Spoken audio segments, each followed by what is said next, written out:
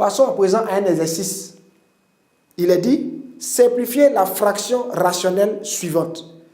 Q de x est égal à x carré plus 10x plus 25 sur x au cube plus 5x carré. Il nous est demandé de simplifier cette fraction rationnelle. Pour ce faire, on va appliquer les deux astuces que nous avons vues tantôt. Résolution.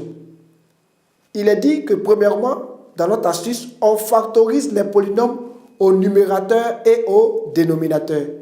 Ici, on a notre fraction rationnelle qui est x carré plus 10x plus 25 sur x au cube plus 5x carré, qui est égal à x carré plus 5x plus 5x plus 25 sur x au cube plus 5x carré.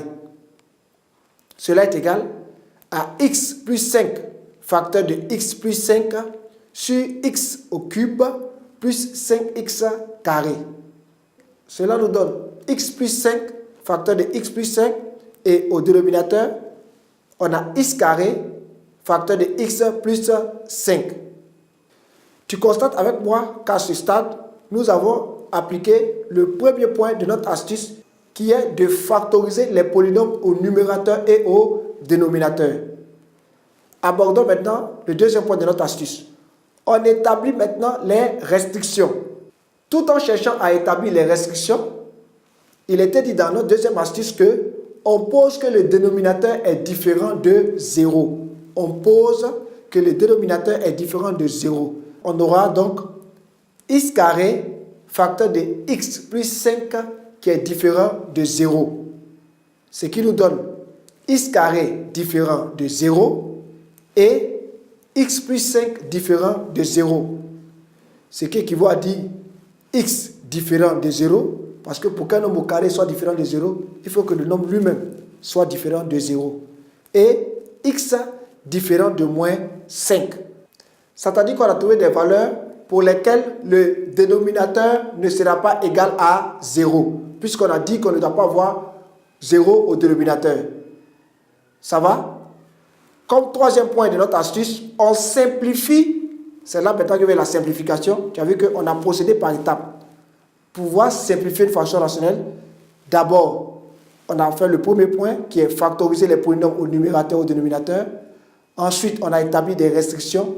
Maintenant, on simplifie les facteurs communs aux deux polynômes.